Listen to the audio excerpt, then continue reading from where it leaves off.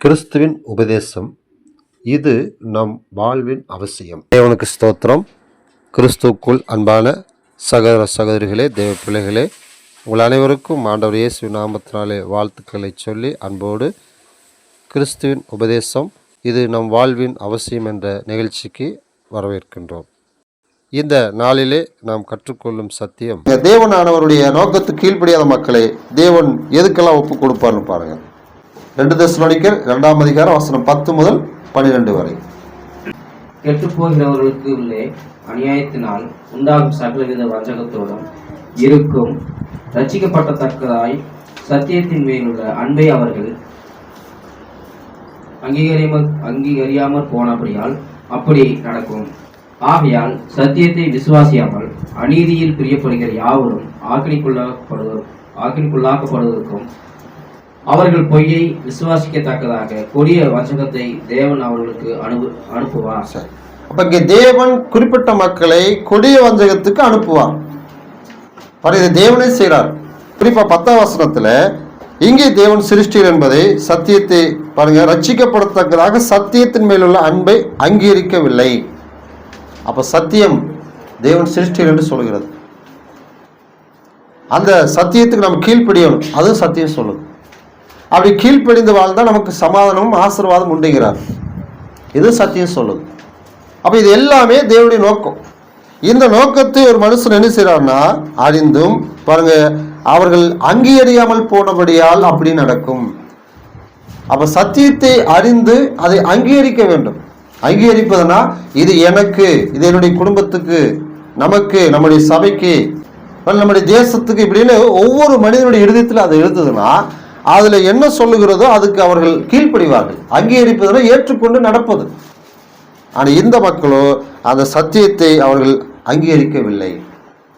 அப்படி அங்கீகரிக்காதனால என்ன ஆகுது பாருங்க, ஆகையால் சத்தியத்தை விசுவாசியாமல் அநீதியில் பிரியப்படுகிற யாவரும் ஆக்கினிக்குள்ளாகப்படுவார்கள். அப்ப சத்தியத்தை நேசித்து அன்பு கூர்ந்து அங்கீகரிக்கலைன்னா அவங்களுடைய வாழ்க்கையில் என்னதான் நடக்கு, அநீதியான செயல்கள் என்ன, அதைத்தான் பிரியமா நடப்பான். பண ஆசை எல்லா தீமைக்கு வேறென்று தேவன் சொல்கிறார். அப்ப அதே தேவன் என்ன சொல்றாரு, உங்களுக்கு இருக்கிறவைகளே போதும் என்று எண்ணுங்கள் அப்படிங்கிறார்.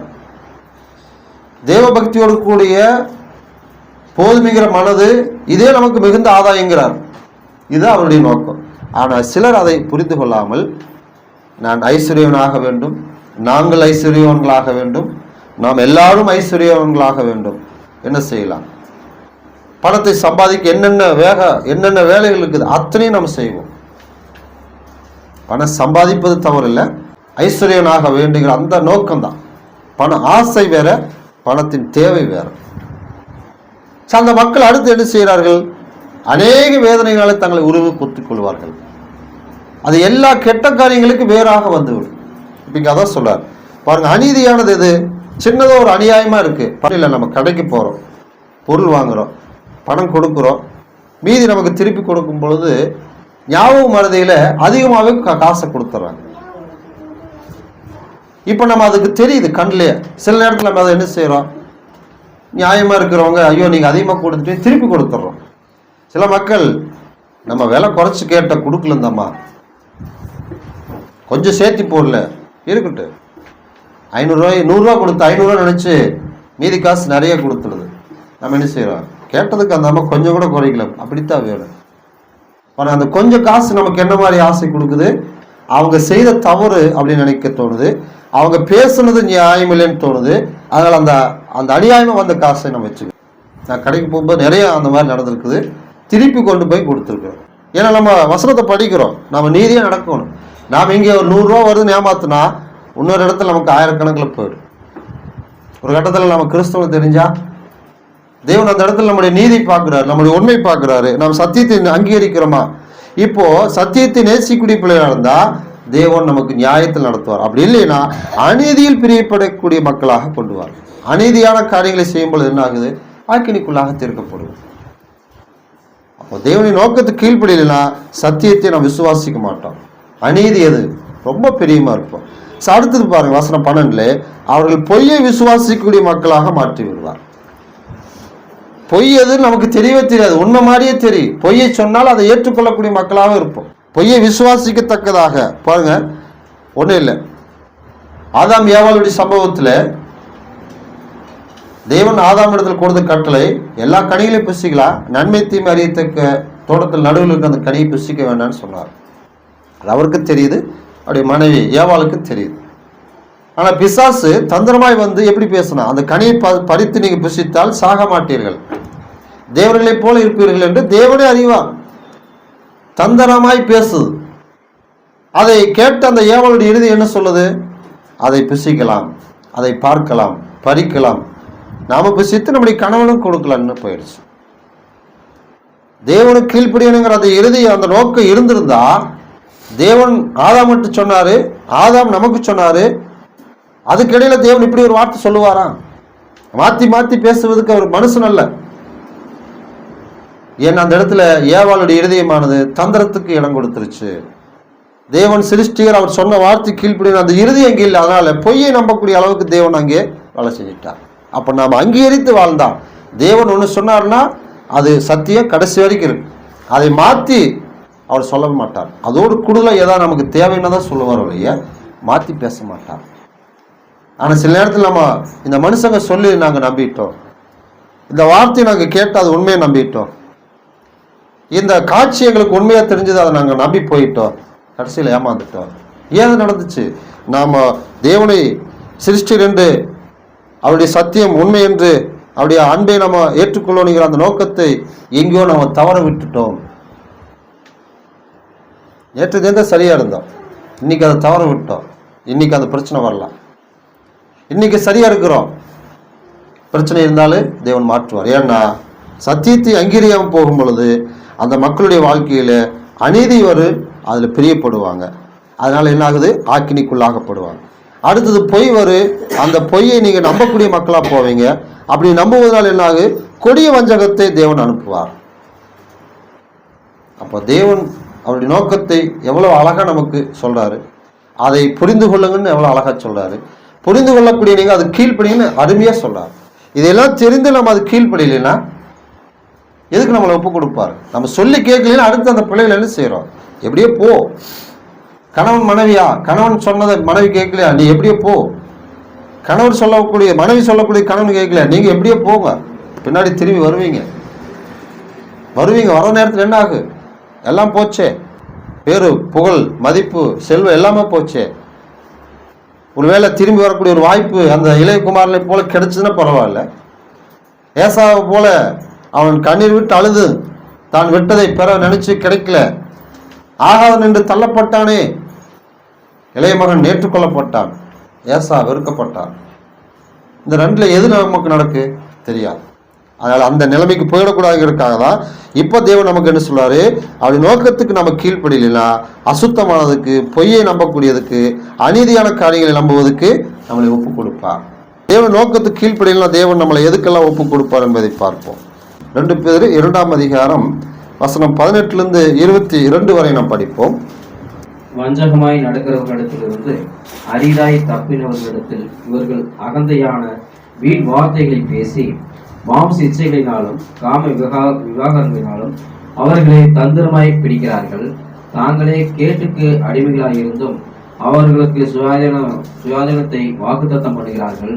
எதினால் ஒருவன் ஜெயிக்கப்பட்டிருக்கிறானோ அதற்கு அவன் அடிமைப்பட்டிருக்கிறானே. கர்த்தரும் இரட்சகருமாயிருக்கிற கிறிஸ்து இயேசு கிறிஸ்துவை அறிகிற அறிவினாலே உலகத்தின் அஸ்தங்களுக்கும் தப்பினவர்கள் மறுபடியும் அவைகளில் சிக்கிக்கொண்டு ஜெயிக்கப்பட்டால் அவர்களுடைய முன்னிலைமையிலும் கேடுள்ளதாய் இருக்கும். அவர்கள் நீதியின் மார்க்கத்தை அறிந்த பின்பு தங்களுக்கு உபயோகிக்கப்பட்ட பரிசுத்த கற்பனையை விட்டு விலகுவதை பார்க்கலாம். அதை அறியாதிருந்தார்களானால் அவர்களுக்கு அது நலமாயிருக்கும். நாய் தான் கக்கினதை தின்னவும் கழுவப்பட்ட பன்றி சேற்றின் புரளவும் திரும்பினது என்று சொல்லப்பட்ட மெய்யான பழமொழியின்படியே அவர்களுக்கு சம்பவித்தது. இந்த சம்பவம் நமக்கு தெரியும். கடைசியா சொன்ன வார்த்தை நமக்கு கொஞ்சம் முகம் சுளிக்கிற மாதிரி கூட இருக்கலாம். பன்றி, நாய், யாராவது நம்மளை பார்த்து அப்படி ஒரு வார்த்தை சொன்னா கோபம் வரும்.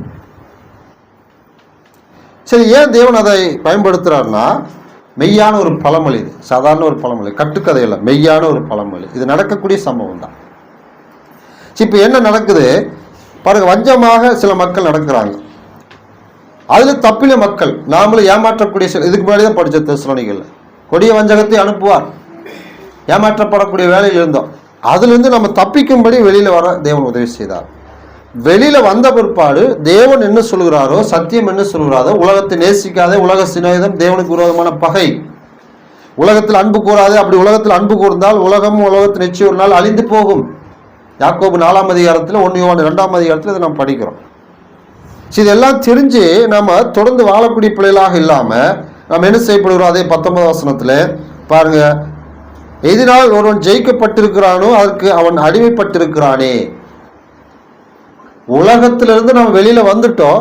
வந்த பிற்பாடு நாம் மீண்டும் அந்த உலகத்தை நோக்கி போகும் பொழுது உலகமானது நம்மளை ஜெயித்தரும். உலகம் நம்மளை ஜெயித்துட்டா நம்ம எப்படி இருப்போம்? அதுக்குத்தான் அடிமை. அப்ப நம்ம அடிமையாக ஒப்பு கொடுக்கப்படுவோம். பாவத்திலிருந்து வெளியில வந்த நாம மீண்டும் பாவக்காரியங்களை செய்ய போனா பாவம் நம்மளை பிடித்து விடும். பாவம் நம்மளை ஜெயிச்சிருச்சுன்னா பாருங்க, தோல்வி அடைந்த மனுஷன் வெற்றி கொண்டவருக்கு அடிமை என்பது நம்ம எல்லாருக்குமே தெரியும். அப்ப தேவன் எதுக்கு ஒப்பு கொடுக்காரு?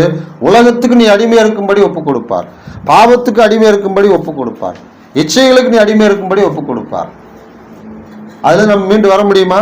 பாரு வசனம் 20, கர்த்தரும் இரட்சகருமாய் இருக்கிற இயேசு கிறிஸ்துவை அறிகிற அறிவினாலே உலகத்தின் அசுத்தங்களுக்கு தப்பினவர்கள் மறுபடியும் அவைகள் சிக்கிக்கொண்டு ஜெயிக்கப்பட்டால் அவர்களுடைய நிலைமை பாருங்க, பின்னிலைமையிலும் முன்னிலைமையிலும் கேடுள்ளதாக இருக்கும்.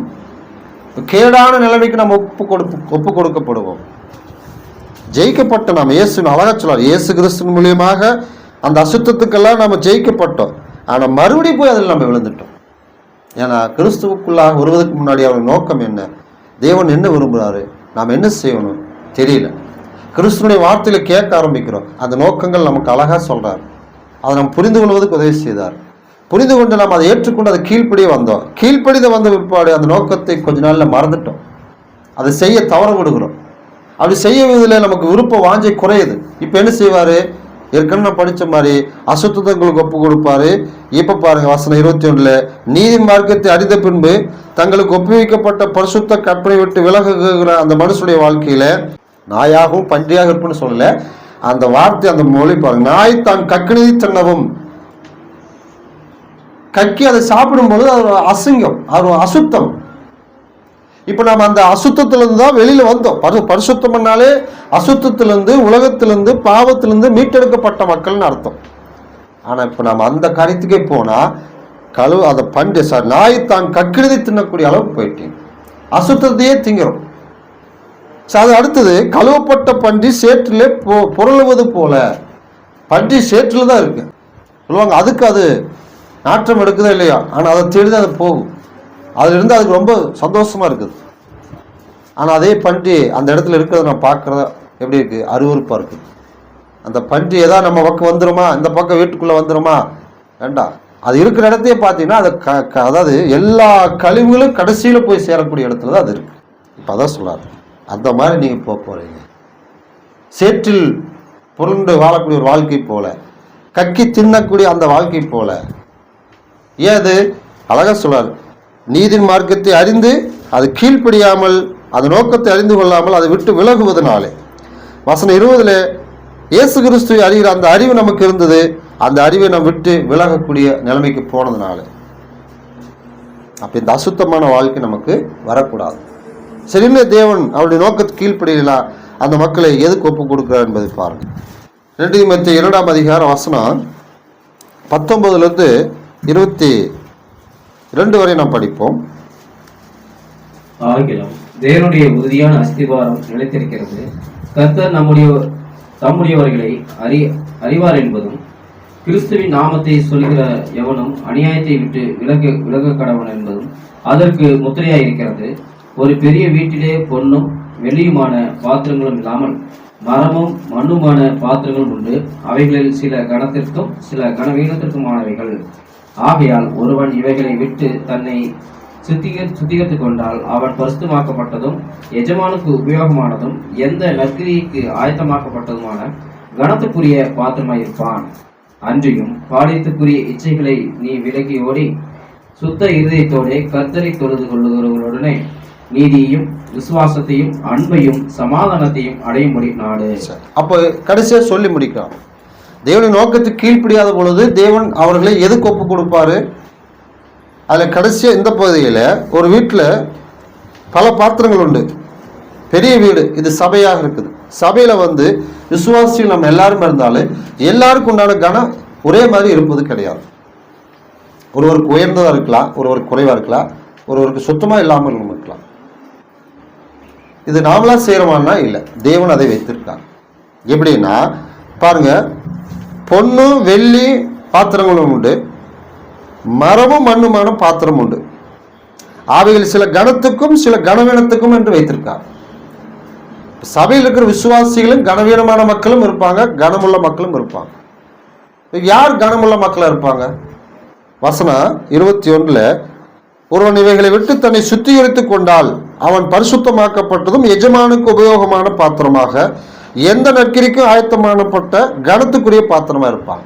அப்போ தேவனுடைய நோக்கத்தை அறிந்து அது கீழ்ப்படிந்தா அவன் பரிசுத்தன். தேவனுடைய நோக்கத்தின்படி வாழக்கூடிய அந்த வாழ்க்கையிலிருந்து விலகுனா அவன் அசுத்தம். ஏற்கனவே படிச்சான். நோக்கத்துக்கு கீழ்ப்படினா அசுத்தத்துக்கு ஒப்பு கொடுப்பார். அசுத்தமான மக்களை கூட்டி இங்க யார் உட்கார வைப்பாங்க? நம்ம எல்லாருக்கும் தெரியும். அசுத்தமானது அப்படின்னாலே உடனே நம்ம என்ன செய்யறோம்? அதை போய் சுத்தப்படுத்திட்டு வாங்குகிறோம். சுத்தப்படுத்திட்டு வாங்கினதா சொல்றோம். சில நேரத்தில் நீங்க போயிடுங்க அப்படின்றோம்.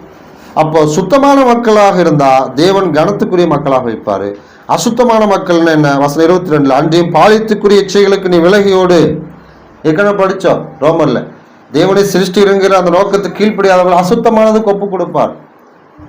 ஆணோடு ஆண் திருமணம் செய்து வாழக்கூடியவங்க, பெண்ணோடு திருமணம் செய்து வாழக்கூடிய, அதெல்லாம் அசுத்தமானது. அந்த அசுத்தமானவைகளுக்கு நீங்கள் என்ன செய்யுங்கள்? உங்களை விலகி சுத்தமாக்கி கொள்ளுங்க. பரிசுத்தமான இதயத்தோடு தேவனை தொழுது கொள்ளுங்க. நீதியும் விசுவாசத்தை அன்பையும் சமாதானத்தை அடையும்படி நாடு. ஏற்கனவே படிச்சோம். அநீதி அதுக்கு எதிர்த்து மாதிரி நீதி. விசுவாசம் அதுக்கு எதிர் சொல்லு அவிசுவாசம். அன்பு அதை அடையணும், அதுக்கு எதிர் சொல்லு அன்பை விட்டு விடு. இதுக்கு முன்னாடி நான் படிச்சது எல்லாமே அவிசுவாசம். அதனாலே விக்கிரகங்களை உண்டு பண்ணி தேவன் என்று சொல்லுகிறார்கள். நீதிக்கு எதிரானது அநீதியில் பிரியப்படுவாங்க. அடுத்தது பார்த்தீங்களா, அன்பை சமாதானத்தை அடையும்படி நாடினார். அதே தெசலோனிக்கேயர் படிச்ச அந்த சத்தியத்தின் மேல் உள்ள அன்பை அவர்கள் அங்கீகரிக்கவில்லை. பாருங்க, இதுக்கு எதிராக நம்ம பார்த்தது எல்லாமே நம்மளை அசுத்தமான வாழ்க்கையில் கொண்டு போய்விடு.